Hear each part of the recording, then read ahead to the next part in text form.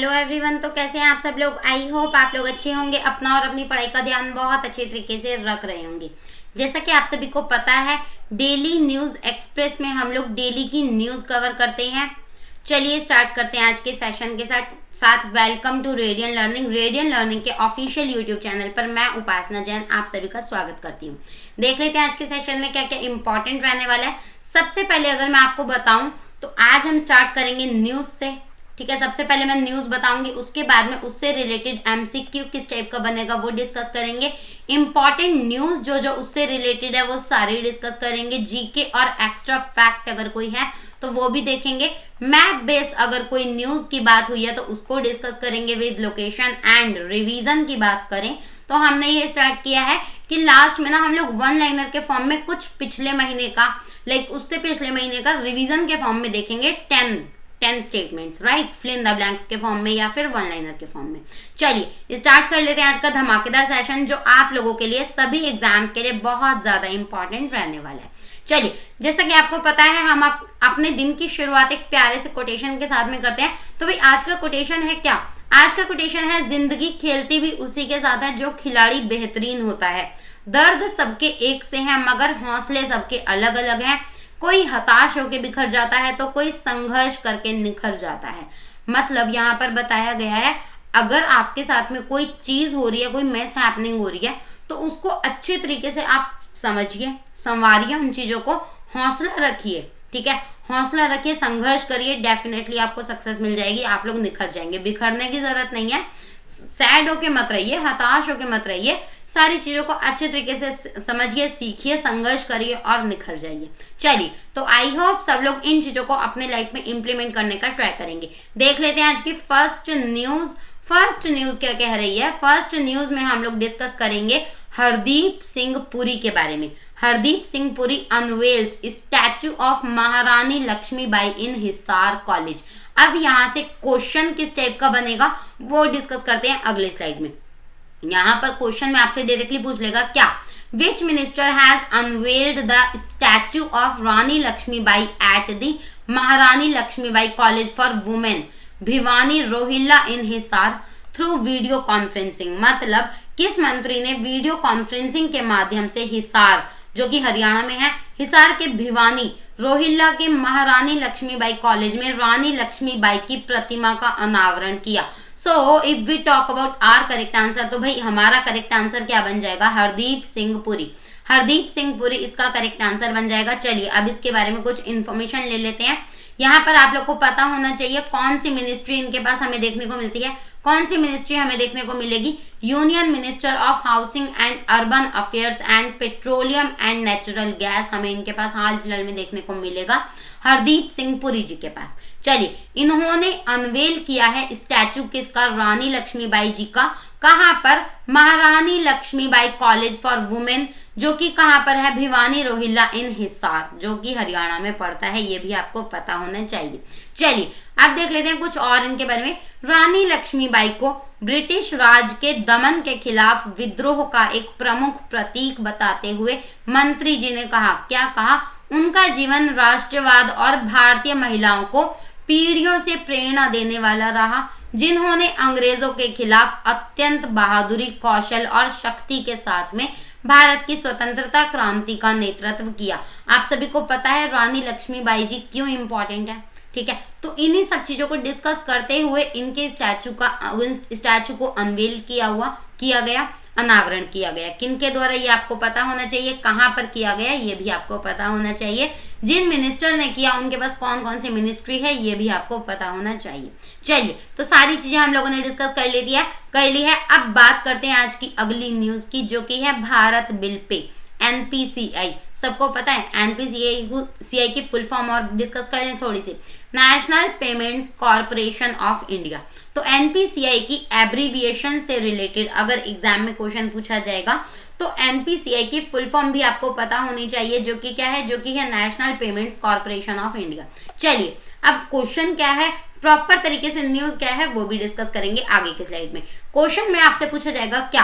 Question में पूछा जाएगा NPCI Bharat bill pay limited the wholly owned subsidiary of national payments corporation of India has tied up, मतलब यहाँ बात की गई है टाई करने की, ठीक है। Tied up with dash to provide its merc offer click pay to the insurer customers. मतलब मैं आपको अच्छे से समझा देती हूँ हिंदी में कि भाई NPCI Bharat bill pay limited national payments corporation of India की पूर्ण स्वामित्व वाली सहायक कंपनी ने बीमाकर्ता के ग्राहकों को अपनी मार्क की पेशकश क्लिक पे प्रदान करने के लिए डैश के साथ में करार किया। तो अगर यहाँ पर हम बात करें इसके करेक्ट आंसर की, तो भाई इसका करेक्ट आंसर हो जाएगा आईसीआईसीआई प्रूडेंशियल लाइफ इंश्योरेंस। सबने कंपनी के बारे में सुना होगा, ठीक है। आईसीआईसीआई प्रूडेंशियल लाइफ इंश्योरेंस इसका करेक्ट आंसर बन जाएगा। अब यहाँ पर बात कर लेते हैं और क्या क्या इंपॉर्टेंट है, ये चीजें हमने डिस्कस कर ली है। अच्छा, यहाँ मैं आपको बता दूं क्या, it is the first insurance company to offer this facility of ClickPay to its customers, empowering them to make renewal premium payments with ease। मतलब आईसीआईसीआई प्रूडेंशियल लाइफ इंश्योरेंस जो है ना, वो अपने ग्राहकों को क्लिक पे की यह सुविधा प्रदान करने वाली पहली बीमा कंपनी है जो उन्हें आसानी से नवीनीकरण प्रीमियम भुगतान करने के लिए सशक्त बनाती है, ठीक है। तो यहाँ पर हमें ये सारी चीजें देखने को मिले क्योंकि ये फर्स्ट इंश्योरेंस कंपनी है इस चीज से रिलेटेड, इसलिए ज्यादा इंपॉर्टेंट है। चलिए अब बात कर लेते हैं कुछ और इसके बारे में। एक स्वचालित और मूल्यवान बीमा प्रीमियम भुगतान अनुभव प्रदान करने के लिए ICICI prudential life insurance click पे लिंक उत्पन्न करेगा और इसे ग्राहकों के साथ साझा करेगा जो उन्हें भुगतान विवरण वाले भुगतान पृष्ठ पर पुनर्निर्देशित करेगा। तो यहाँ पर चीजें इस तरह से चलेंगी। आई होप आप लोगों को भी चीजें समझ में आ रही होंगी। अब बात कर लेते हैं आज की अगली न्यूज की जो कि है आरबीआई से रिलेटेड। यहाँ बात की गई है PM Modi launches 2 initiative customer centric initiative of RBI. मतलब क्या है, न्यूज क्या है, क्वेश्चन किस टाइप से बनेगा, सारी चीजें डिस्कस करते हैं। चलिए अब यहाँ बात कर लेते हैं क्वेश्चन की। Who has launched 2 innovative customer centric initiatives of the reserve bank of India. अब यहाँ पर मैं थोड़ा सा आपको बता दूं क्या रिजर्व बैंक के बारे में, आरबीआई के बारे में। स्थापना कब हुई थी सबको पता है, 1935 में हुई थी, 1 अप्रैल को हुई थी। चलिए अब बात कर लेते हैं इसके करेक्ट आंसर की। तो भाई इसका करेक्ट आंसर है नरेंद्र मोदी जी। कौन है ये, पीएम ऑफ इंडिया, सबको पता है प्राइम मिनिस्टर ऑफ इंडिया कौन है, नरेंद्र मोदी जी हैं। अब इसका करेक्ट आंसर भी यही है। अब बात कर लेते हैं इसके बारे में, ये ऑलरेडी मैं आपको बता चुकी हूँ। प्रधानमंत्री नरेंद्र मोदी जी ने भारतीय रिजर्व बैंक की 2 नवीन ग्राहक केंद्रित पहल को शुरू किया है। कौन कौन सी वो पहल है मैं आपको बता दूं। पहल है कौन कौन सी, आरबीआई खुदरा प्रत्यक्ष योजना और एकीकृत लोकपाल योजना, ठीक है, रिटेल डायरेक्ट स्कीम और इंटीग्रेटेड ओम्बड्समैन स्कीम। तो यहाँ पर ये 2 इनिशिएटिव स्टार्ट किए गए हैं किसके द्वारा, आरबीआई के द्वारा। अच्छा, यहाँ मैं आपको बता दूं क्या, ग्राहकों के लिए अपनी शिकायत दर्ज करने, साथ में डॉक्यूमेंट्स जमा कराने और स्थिति ट्रैक करने, मतलब क्या उनका स्टेटस है वो चेक करने के लिए, सबमिट द डॉक्यूमेंट्स के लिए और फाइल कंप्लेंट फाइल करने के लिए, ठीक है, और प्रतिक्रिया प्रदान करने के लिए, मतलब फीडबैक के लिए, इन सारी चीजों के लिए इन दोनों इनिशिएटिव को स्टार्ट किया गया है। अब यहाँ पर बात कर लेते हैं थोड़ी थोड़ी रिटेल डायरेक्ट स्कीम के बारे में, जिसको कहा जाता है क्या, खुदरा प्रत्यक्ष योजना। इसका जो उद्देश्य है वो क्या है, निवेशकों के लिए सरकारी प्रतिभूति बाजार तक पहुंचाना, बाजार तक में पहुंच बढ़ाना, ठीक है। अब ये बात कर लेते हैं, यह उन्हें भारत सरकार और राज्य सरकारों द्वारा जारी प्रतिभूतियों में सीधे निवेश के लिए एक नया अवसर भी प्रदान करता है और इस योजना के माध्यम से एक खुदरा निवेशक को सरकारी प्रतिभूति बाजार तक पहुंच प्राप्त होगी। यह योजना केंद्र और राज्य दोनों सरकारों द्वारा जारी प्रतिभूतियों में सीधे निवेश के लिए नया अवसर प्रदान करती है। तो यहाँ पर हमें चीजें इस तरह से देखने को मिलेंगी। अच्छा, अब बात कर लेते हैं एकीकृत लोकपाल योजना के बारे में, इंटीग्रेटेड ओम्बड्समैन स्कीम के बारे में। तो यहाँ मैं बता दूं इसका उद्देश्य क्या है। इसका उद्देश्य है भारतीय रिजर्व बैंक के द्वारा विनियमित संस्थाओं के खिलाफ ग्राहकों की शिकायतों के समाधान के लिए शिकायत निवारण तंत्र में और अधिक सुधार करना। और इस योजना का केंद्रीय विषय ग्राहकों के लिए अपनी शिकायत दर्ज कराने के लिए एक पोर्टल, एक ईमेल और एक पते के साथ एक राष्ट्र एक लोकपाल पर आधारित है।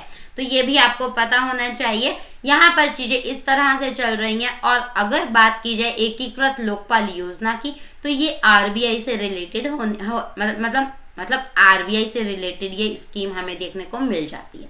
चलिए बात कर लेते हैं आज की अगली न्यूज की। स्पोर्ट्स से रिलेटेड है, ब्रांड एम्बेसडर से रिलेटेड है।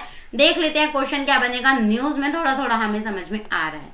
चलिए क्वेश्चन में आपसे डायरेक्ट पूछेगा क्या, who has been appointed as the brand ambassador of My 11 Circle। मतलब My 11 Circle के ब्रांड एम्बेसडर के रूप में हाल फिलहाल में किन्हें नियुक्त किया गया है। So if we talk about our correct answer is Mohammad Siraj. Mohammad Siraj इसका करेक्ट आंसर बन जाता है। अब बात कर लेते हैं इनके बारे में।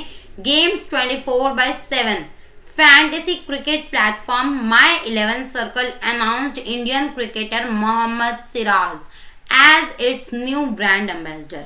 यहाँ बात की गई है ब्रांड एम्बेसडर के बारे में। ब्रांड एम्बेसडर के बारे में हम बहुत बार बातें कर चुके हैं। क्या होता है, ये बहुत फेमस पर्सनालिटी को कोई भी ब्रांड सिलेक्ट कर लेता है, ठीक है, अपनी चीजों को मतलब बहुत ज्यादा और फेमस कराने के लिए, ठीक है, एक बेसिक लैंग्वेज में अगर मैं आपको थोड़ा सा समझाऊं तो, ठीक है। तो इन सारी चीजों की वजह से ब्रांड एम्बेसडर को फेमस पर्सन को ही एज अ ब्रांड एम्बेसडर नियुक्त किया जाता है।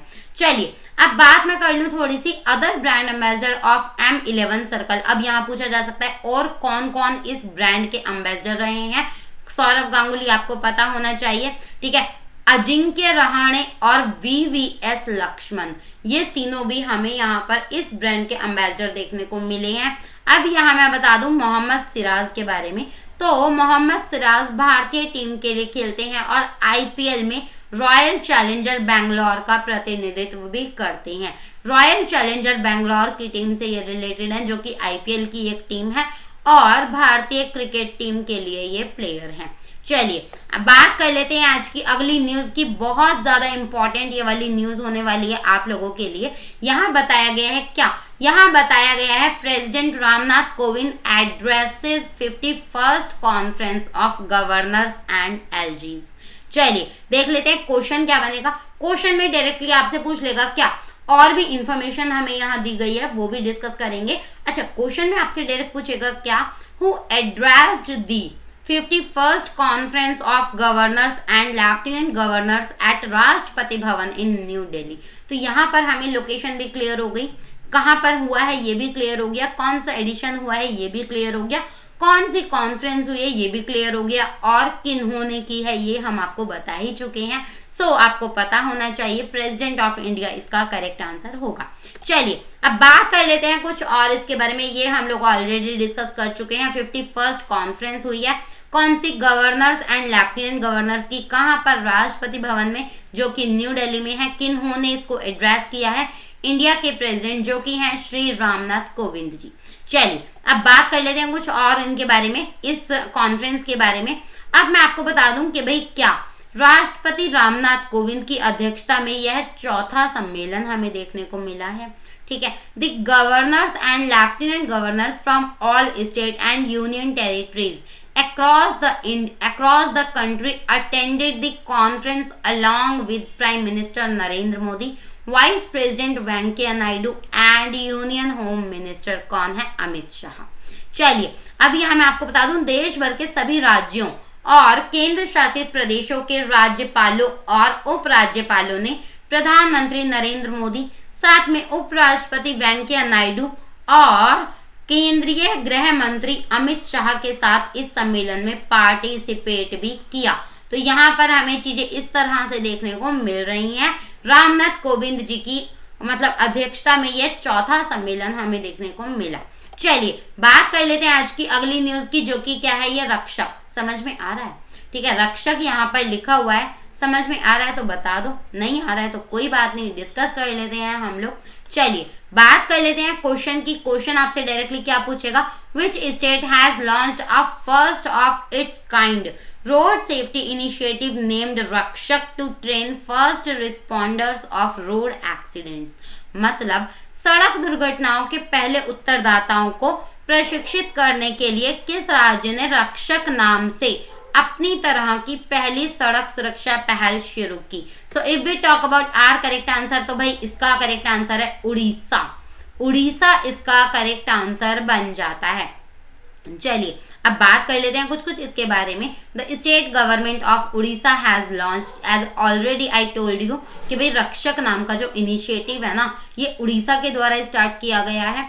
चलिए और कुछ इसके बारे में मैं आपको बता दूं। कार्यक्रम के तहत, इस प्रोग्राम के तहत 300 मास्टर ट्रेनर दुर्घटना संभावित स्थानों के पास स्थित भोजनालयों और विभिन्न व्यावसायिक प्रतिष्ठानों में रहने या काम करने वाले 30,000 स्थानीय लोगों को प्रशिक्षित करेंगे।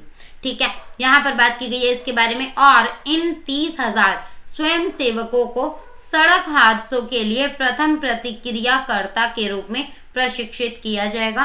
तो यहाँ पर बात की गई है 30,000 वॉलेंटियर्स जो होंगे ना, will be trained as first responders to road accidents. चलिए, वे सुनहरे घंटे के भीतर दुर्घटना पीड़ितों को प्राथमिक चिकित्सा और अस्पताल पूर्व आघात देखभाल प्रदान करने के लिए सुसज्जित होंगे। तो यहाँ पर बात की गई है इन चीजों के बारे में, प्रॉपर तरीके से उनको ट्रेनिंग दी जाएगी। ठीक है, जिस तरह से जिसके बाद में चीजें और स्मूथली चलेंगी। अब बात कर लेते हैं आज की अगली न्यूज की, जो कि बहुत ज्यादा इंपॉर्टेंट है। क्यों है इंपॉर्टेंट? योगा से रिलेटेड है, स्पोर्ट्स से रिलेटेड है और फर्स्ट है इंडिया का। अब बात कर लेते हैं क्वेश्चन क्या बनेगा। क्वेश्चन में डायरेक्टली पूछेगा क्या, क्वेश्चन में डायरेक्टली पूछ सकता है आपसे एग्जामिनर, क्या India's first physical national yogasan championship has been organized in which state? So if we talk about our correct answer, तो भाई हमारा करेक्ट आंसर क्या बन जाता है? हमारा करेक्ट आंसर है उड़ीसा। उड़ीसा इसका करेक्ट आंसर हमें देखने को मिल जाएगा। अब यहाँ पर बात कर लेते हैं कुछ इसके बारे में।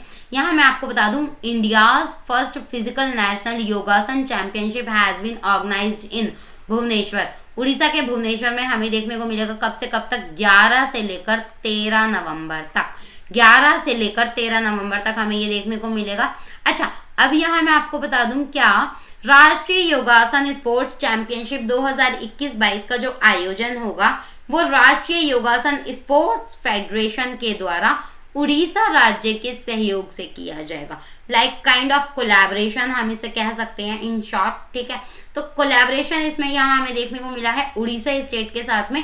कौन से फेडरेशन का? नेशनल योगासन स्पोर्ट्स फेडरेशन का, जिसको ऑर्गेनाइज किया जाएगा नवंबर में। कौन से डेट में? 11 to 13 के बीच में इसको ऑर्गेनाइज किया जाएगा।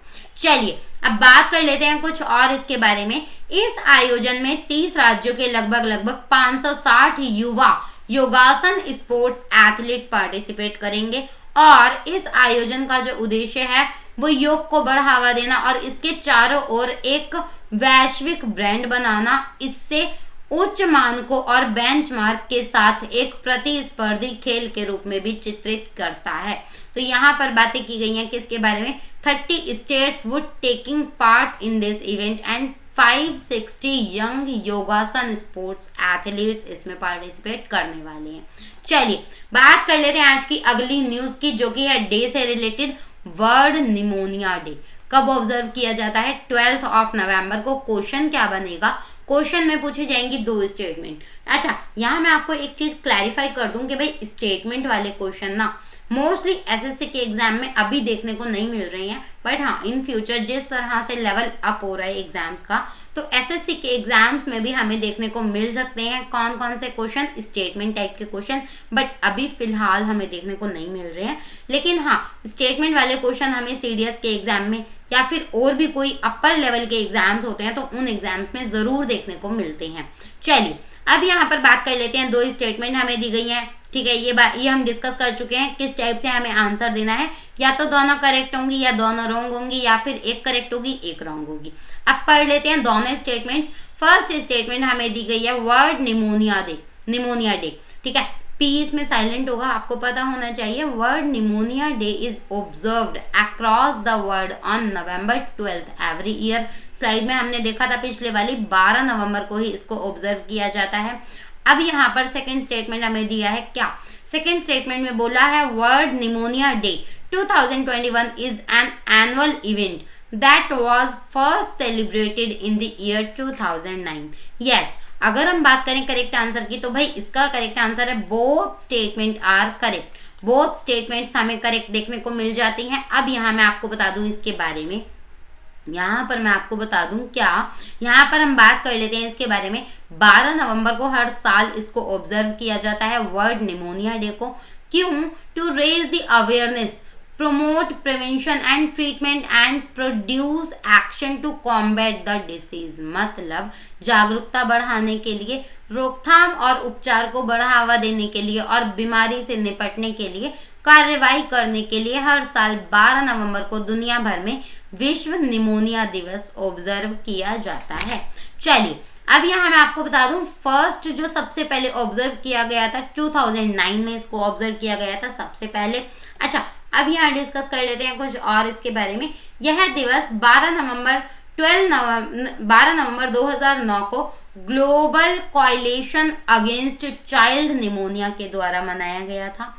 तब से इस दिन ने दुनिया को बीमारी के खिलाफ एक साथ खड़े होने के लिए एक वार्षिक मंच प्रदान किया।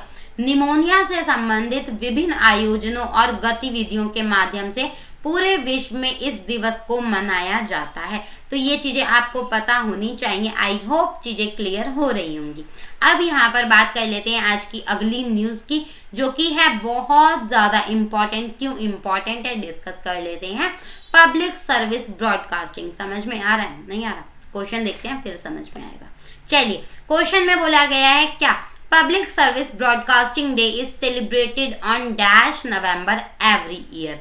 लोक सेवा प्रसारण दिवस हर साल डैश नवंबर को मनाया जाता है। So if we talk about our correct answer, तो भाई हमारा करेक्ट आंसर क्या है? 12 नवंबर।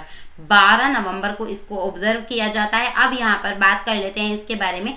Public service broadcasting day is celebrated on 12 November every year. 12 नवंबर को हर साल हमें ये देखने को मिलता है। अच्छा यहाँ मैं आपको बता दूं 1947 में ऑल इंडिया रेडियो दिल्ली के स्टूडियो में राष्ट्रपिता महात्मा गांधी की पहली और एकमात्र यात्रा की स्मृति में यह दिवस मनाया जाता है। तो ये भी आपको पता होना चाहिए कौन सी पर्सनालिटी से रिलेटेड यह दिवस है, ये भी आपको पता होना चाहिए। चलिए अभी मैं आपको बता दूं 12 नवंबर 1947 को महात्मा गांधी जी ने विस्थापित लोगों जो कि थे पाकिस्तान से एक शरणार्थी को संबोधित किया, जो विभाजन के बाद अस्थायी रूप से हरियाणा के कुरुक्षेत्र में बस गए थे। तो पर्टिकुलरली इनके बारे में बात की गई थी, रेफ्यूजी के बारे में बात की गई थी जो कि पाकिस्तान के थे। चलिए अब यहाँ पर बात कर लेते हैं आज की लास्ट न्यूज की, जो कि है स्पेस से रिलेटेड। क्या इंपॉर्टेंट न्यूज है? क्यों इंपॉर्टेंट न्यूज है? क्वेश्चन क्या बनेगा डिस्कस कर लेते हैं आगे के स्लाइड में। अच्छा स्पेस एक्स, सब लोगों ने नाम सुना होगा इसके बारे में, ठीक है। स्पेस एक्स ने लॉन्च किया है इंडियन ओरिजिन एस्ट्रोनॉट को राजाचारी, जिनको लैंड करना है क्रू 3 मिशन। अब ये इंपॉर्टेंट इसलिए भी है क्योंकि इंडियन ओरिजिन एस्ट्रोनॉट इसको लैंड कर रहे हैं, ठीक है। एंड स्पेस एक्स से ये मतलब स्पेस एक्स का ये स्पेस एक्स इसको लॉन्च कर रहा है, जिसका नाम क्या है? Crew 3 mission. तो बात कर लेते हैं क्वेश्चन क्या बनेगा। क्वेश्चन में आपसे डायरेक्टली स्टेटमेंट पूछ लेगा, फटाफट से पूछ लेगा स्टैटिक क्वेश्चन। स्टैटिक क्वेश्चन में आपसे क्या पूछेगा? Space x was founded in which year. So space x की स्थापना कौन से साल में हुई थी? 2002 में हमें इसकी स्थापना देखने को मिली थी। चलिए बात कर लेते हैं कुछ और इसके बारे में। अब यहाँ पर बात कर लेते हैं यूएस की ये स्पेस एजेंसी है, कौन सी? NASA. NASA and the Elon Musk owned private rocket company SpaceX have launched the Crew 3 mission November 10, 2021। मतलब 10 तारीख को Crew 3 मिशन को लॉन्च किया गया है SpaceX और NASA के कोलैबोरेशन के द्वारा। चलिए अब बात कर लेते हैं इसके बारे में। Crew 3 मिशन में भारतीय मूल के नासा के अंतरिक्ष यात्री राजाचारी इसके मिशन कमांडर के रूप में शामिल हैं। अन्य 3 अंतरिक्ष यात्री नासा के कौन कौन है मैं आपको बता दूं उनके भी नाम। टॉम मार्शबर्न जो कि पायलट हैं और काइला बैरॉन जो कि मिशन विशेषज्ञ हैं। साथ ही अगर मैं आपको बताऊं ESA मतलब यूरोपियन अंतरिक्ष एजेंसी अंतरिक्ष यात्री कौन है मैथायस मॉरर मैथायस मॉरर जो कि मिशन विशेषज्ञ हमें देखने को मिल जाते हैं। चलिए अब मैं आपको बता दूं इस मिशन के बारे में थोड़ा थोड़ा। Under this mission 4 astronauts have been sent to the International Space Station मतलब 4 एस्ट्रोनॉट्स को इंटरनेशनल स्पेस स्टेशन में भेजा गया है इस मिशन के द्वारा for a 6-month science mission until April 2022 मतलब अप्रैल 2022 तक के लिए 6 महीने के लिए ISS जिसको कहा जाता है क्या इंटरनेशनल स्पेस स्टेशन, यहाँ पर 4 एस्ट्रोनॉट को भेजा गया है। The 4-member international crew of astronaut lifted off from launch complex 39A at NASA's Kennedy space centre in Florida. तो यहाँ पर बात की गई है इसके लोकेशन के बारे में, ये भी आपको थोड़ा थोड़ा सा पता होना चाहिए। बट हाँ 6 महीने के लिए साइंस मिशन पर भेजा है ISS में 4 एस्ट्रोनॉट को जिनमें से एक हमें इंडियन देखने को मिलते हैं और कोलैबोरेशन किया गया है US स्पेस एजेंसी नासा के साथ में किन का स्पेस एक्स की कंपनी का। तो ये चीजें आपको जरूर से जरूर पता होनी चाहिए। अच्छा और एस्ट्रोनॉट का नाम क्या है? एस्ट्रोनॉट का नाम है राजाचारी। चलिए बात कर लेते हैं इस इंपॉर्टेंट न्यूज से रिलेटेड कुछ फैक्ट की जो कि है नासा के एडमिनिस्ट्रेटर की बात करें तो बिल नेल्सन हमें देखने को मिल जाते हैं। हेडक्वार्टर ऑफ नासा की बात करें कहाँ पर? वॉशिंगटन DC में हमें देखने को मिलता है। फाउंडेशन ईयर की बात करें नासा की तो 1958 1 अक्टूबर को इसका फाउंडेशन ईयर भी मनाया गया था। स्पेस एक्स के फाउंडर और CEO की बात करें तो भाई एलॉन मस्क, सबको पता होगा इनके बारे में। एलॉन मस्क हमें फाउंडर देखने को मिलते हैं और CEO देखने को मिलते हैं कहाँ के? स्पेस एक्स के। चलिए स्पेस एक्स का फाउंडेशन ईयर हम लोगों ने ऑलरेडी डिस्कस किया है 2002 में इसको फाउंड किया गया था। हेडक्वार्टर की बात करें कैलिफोर्निया USA में जो है कैलिफोर्निया में इसका हेडक्वार्टर लोकेटेड है। अच्छा अब बात कर लेते हैं रिवीजन के बारे में। वन लाइनर के फॉर्म में जो हमने स्टार्ट किया है वापस से एक नया इनिशिएटिव। यहाँ पर मैं आपको बता दूं क्या, यहाँ पर हम ना या तो अक्टूबर जैसे नवंबर चल रहा है राइट, या तो अक्टूबर के 10 स्टेटमेंट्स या फिर सितंबर के 10 स्टेटमेंट्स इस टाइप का कुछ ले लेंगे, ठीक है, और उनको डिस्कस करेंगे। अब मैं आपको बता दूं कहाँ से हम टॉपिक उठाएंगे, या तो इंटरनेशनल टॉपिक उठाएंगे या फिर कोई सा भी डे से रिलेटेड लाइक कुछ भी फैक्ट वाली चीजें हम ले लेंगे जिससे आपका रिवीजन होता जाए साथ के साथ में। चलिए अब यहाँ पर फर्स्ट स्टेटमेंट अगर हम देखें तो यहाँ बोला गया है 2021 डैश शिखर सम्मेलन रोम इटली में 30 और 31 अक्टूबर 2021 को आयोजित किया गया था। कौन सा किया गया था? G20 ग्रुप ऑफ 20 का शिखर सम्मेलन कहाँ पर? रोम में 30 और 31 अक्टूबर को आयोजित किया गया था। तो ये भी आपको पता होना चाहिए। सेकेंड स्टेटमेंट हमें दिया है the 4th general assembly of the dash has been organized virtually between October 18 and 21st 2021 मतलब डैश की 4थी महासभा का आयोजन 18 और 21 अक्टूबर 2021 के बीच मतलब 18 और 21 अक्टूबर 2021 के बीच किया गया। तो यहाँ पर आपको पता होना चाहिए इंटरनेशनल सोलर अलायंस हाल फिलहाल में हमें देखने को मिली। हमने अक्टूबर के वीडियोस में भी इसके बारे में डिस्कस किया था। 4th general assembly of international solar alliance का हमें 4th एडिशन देखने को मिला। चलिए अब यहाँ पर बात कर लेते हैं COP26 के बारे में थोड़ा थोड़ा। COP26 सबको पता है COP26 के बारे में। COP26 कहाँ पर हमने हेल्ड करी थी? अभी ग्लासगो। इसके बारे में भी हमने डिस्कस किया था। 2-3 दिन तक लगातार हमने कुछ पॉइंट्स इसके डिस्कस किए थे। चलिए the COP26 United Nations climate change conference will be hosted by UK from. अब यहाँ पर बात की गई है कब से कब तक इसको किया गया तो भाई 31 अक्टूबर से लेकर 12 नवंबर तक इसको ऑर्गेनाइज किया गया। किसको? COP26 को। चलिए COP1 की यहाँ पर बात की गई है। किसकी बात की गई है? COP1 की। तो यहाँ पर पूछा गया है आपसे डायरेक्ट क्या, COP1 was held in which year? सबसे पहली बार COP1 को कौन से ईयर में मतलब स्टार्ट किया गया था? 1995 में इसको स्टार्ट किया गया था। चलिए अब बात कर लेते हैं डे से रिलेटेड कुछ क्वेश्चंस की। तो world maritime day 2021 is observed globally on dash सितंबर, मतलब विश्व समुद्री दिवस 2021 विश्व स्तर पर डैश सितंबर को मनाया जाता है। तो ये आपको पता होना चाहिए 30 सितंबर को वर्ल्ड मैरीटाइम डे ऑब्जर्व किया जाता है। चलिए world heart day is celebrated on dash annually to draw people's attention to heart illness and the range of associated health issues, मतलब विश्व हृदय दिवस प्रतिवर्ष डैश को मनाया जाता है ताकि लोगों का ध्यान हृदय रोग और संबंधित स्वास्थ्य मुद्दों की ओर आकर्षित किया जा सके। तो भाई वर्ल्ड हार्ट डे 29 सितंबर को मनाया जाता है। चलिए अब यहाँ पर बोला गया है विश्व फार्मासिस्ट डे, मतलब यहाँ पर पूछा गया है ये दिन कौन से सितंबर को मनाया जाता है, ये भी आपको पता होना चाहिए। 25 सितंबर को इसको ऑब्जर्व किया जाता है। वर्ल्ड एल्जाइमर डे, बहुत इंपॉर्टेंट है, ये थोड़ा सा इंपॉर्टेंट है। लाइक वर्ल्ड एल्जाइमर डे कब मनाया जाता है? 21 सितंबर को हमें ये देखने को मिलता है।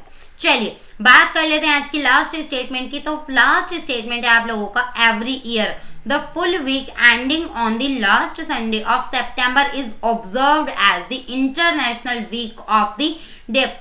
In 2021 IWD is being observed from, मतलब पूछा गया है 2021 में IWD कब से कब तक ऑब्जर्व किया गया। तो ये आपको पता होना चाहिए 20 से लेकर 26 सितंबर तक इसको ऑब्जर्व किया गया। तो आई होप चीजें आप लोगों को समझ में आ रही होंगी। अगर कोई भी डाउट है तो आप लोग कहाँ लिखेंगे? तो आप लोगों को लिखना है कमेंट बॉक्स में। आई होप आप लोग लिखेंगे। अगर कोई भी डाउट है तो प्लीज करके फटाफट से कमेंट बॉक्स में लिख दीजिए। और अगर कोई भी डाउट नहीं है तो वीडियो को लाइक करिए, वीडियो को शेयर करिए, चैनल को ज़्यादा से ज़्यादा सब्सक्राइब कीजिए जिससे सभी बच्चे वीडियो का लाभ उठा पाएँ। ठीक है, ऐसी वीडियोस आपको देखने को मिलती रहती हैं। डेली हम लोग डिस्कस करते हैं न्यूज़, और न्यूज़ आप लोगों के लाइफ के पार्ट के लिए बहुत ही ज़्यादा इंपॉर्टेंट रहने वाली है। चलिए आज के लिए इतना ही। Thanks for watching this video. Have a good day, bye bye and take care.